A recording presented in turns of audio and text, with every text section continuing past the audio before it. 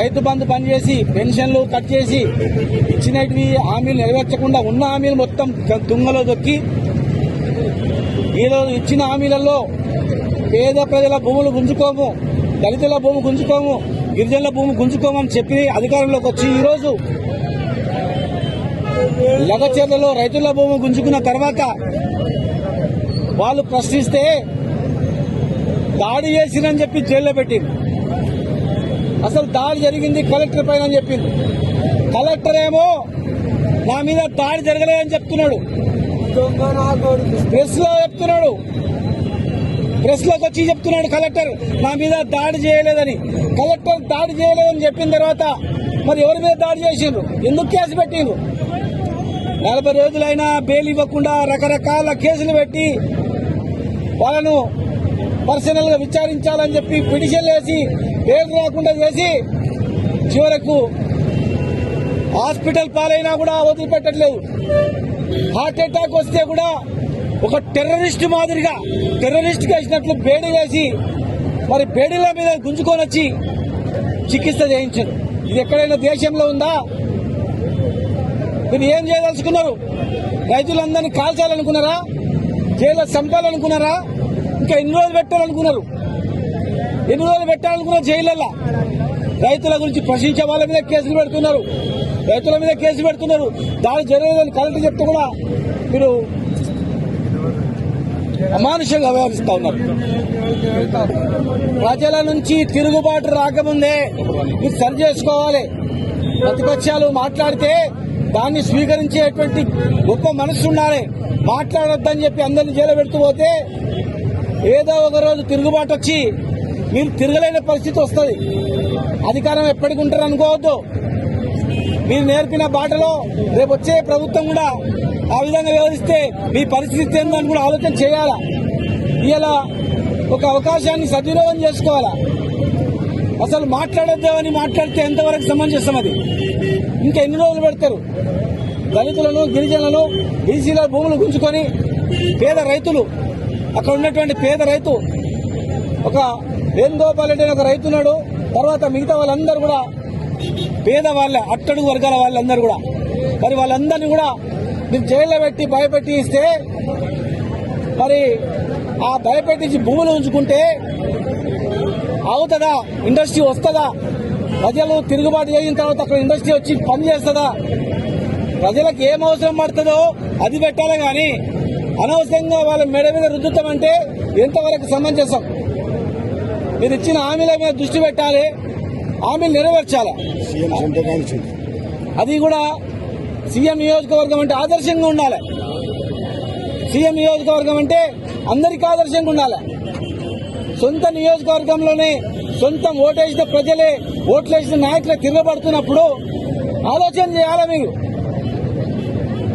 మీరు ఆలోచన చేసి పునరాలోచన చేసి రైతుల పక్షాలు నిలబడితే మీకు పేరుంటది. బలవంతంగా అధికారం దాన్ని గుంజుకుంటే వాళ్ళ శాపనార్థాలు మీకు లాభం ఉంటాయి. ఆలోచన చేయాలా. వెంటనే బేషరతుగా ఈ ధర్నా ద్వారా మేము తెలియజేస్తా ఉన్నాం. బేషరతుగా కేసులన్నీ ఉపసంహరించుకోవాలి, వెంటనే విడుదల చేయాలి. రేవంత్ రెడ్డితో పాటుగా 40 మంది ఎంత రైతులు ఉన్నారో వాళ్ళందరి మీద కూడా కేసు విత్డ్రా చేసుకొని ఉపసంహరించుకొని రైతుల భూములు గుంజుకోమని మాట ఇచ్చి మీరు మాట నిలబెట్టుకోవాలి.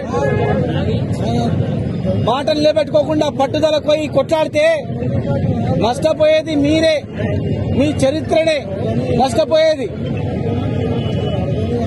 మీరు ఎన్ని కేసులు పెట్టినా వాళ్ళు ఒంటరి కాదు. వాళ్ళ తరఫున రాష్ట్రంలో ఉన్నటువంటి గిరిజనులు, రైతులు, మొత్తం రైతులు, కులం లేకుండా అన్ని రకాల రైతులు అందరూ కూడా, సన్నకార్చిన ప్రతి ఒక్క రైతు కూడా వాళ్లకు అండగా ఉంటారని, ఈ పోరాటం కేసులు ఉపసంహరించే వరకు కూడా కొనసాగుతుందని చెప్పని, వెంటనే వాళ్ళని విడుదల చేయాలని చెప్పని మేము డిమాండ్ చేస్తా ఉన్నాం. కేసులతో జైళ్లతో పరిష్కారం కాదు. నీ నియోజకవర్గాన్ని ఆదర్శంగా ఉంటే చేసుకోవాలి. చిరస్థాయిగా రైతులకు చేసి మేలు గుర్తుపెట్టుకుంటే చేసుకోవాలి. కానీ రైతు బంధు బంద్ చేసి, కళ్యాణ లక్ష్మి బంద్ చేసి, తులం బంగారం ఇస్తామని ఎగ్గొట్టి 4,000 చేస్తామని 4,000 చేయకుండా 2,500 పెంచుతామని మహిళలకు అది ఇవ్వకుండా ఉన్న భూములు గుంజుకొని బలవంతంగా చేస్తే అది మీ నియోజకవర్గంలోనే ప్రజలు తిరుగుబాటు అయిందంటే ఆవేశం అంతవరకు అయిందంటే మీరే ఆలోచన చేసుకోవాలా. ఎవరు సలహా ఇస్తుండ్రో మరి మీకు కానీ ఆలోచన చేసుకొని మరి వాళ్ళ భూములు వాళ్ళకి ఇచ్చేయాలని విడుదల చేయాలని చెప్పి మేము డిమాండ్ చేస్తా ఉన్నాం. మీ దృష్టి అంతా హామీల మీద దృష్టి పెట్టండి. సంవత్సరం గడిచిపోయింది, ఇక మిగిలినది 4 సంవత్సరాలు. మరి నిన్న మొన్న మేము వింటున్నాం 2027 నాడే 27 ఫిబ్రవరి మార్చిలోనే ఎలక్షన్ వస్తుందని చెప్పి కూడా దేశం మొత్తం కూడా కోడే కూస్తా ఉంది.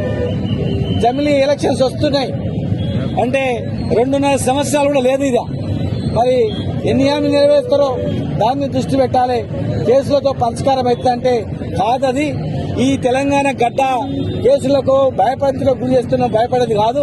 అట్లా భయపడేందుకు గురి అయినటువంటి తెలంగాణ వచ్చేదే కాదు. కనుక కేసీఆర్ ని జైలుకు పంపుతాం, కేటీఆర్ ని జైలుకు పంపుతాం, హరీష్ రావుని జైలుకు పంపుతాం, ఎవరు గొడవ చేస్తే వాళ్ళకు కేసులు పెడతామంటే కాదది.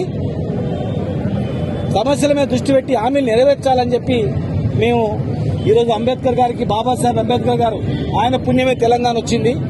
ఆయన పుణ్యమే రాజ్యాంగంలో ఆర్టికల్ చేర్చినందుకే తెలంగాణ వచ్చింది. మరి అన్ని వర్గాలకు న్యాయం జరుగుతుంది, తెలంగాణ వస్తుందని చెప్పిండు. 10 ఏళ్లు ఏం పరిపాలన చేసినామో ప్రజలకు తెలుసు. సంవత్సరంలో ఎన్ని హామీలు నెరవేర్చిందో మీకు మీ మనసుకు తెలుసు. కనుక పునః పరిశీలించుకొని హామీలపై దృష్టి పెట్టాలని, వెంటనే కేసులను ఎత్తివేయాలని చెప్పి ఈ సభ ద్వారా, ఈ యొక్క ధర్నా ద్వారా మేము డిమాండ్ చేస్తా ఉన్నాం.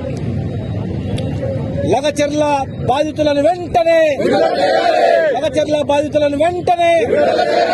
లగచర్ల బాధితులపై పెట్టిన కేసులు వెంటనే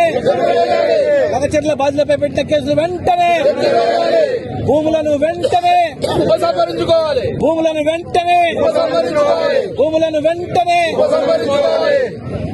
జై తెలంగాణ.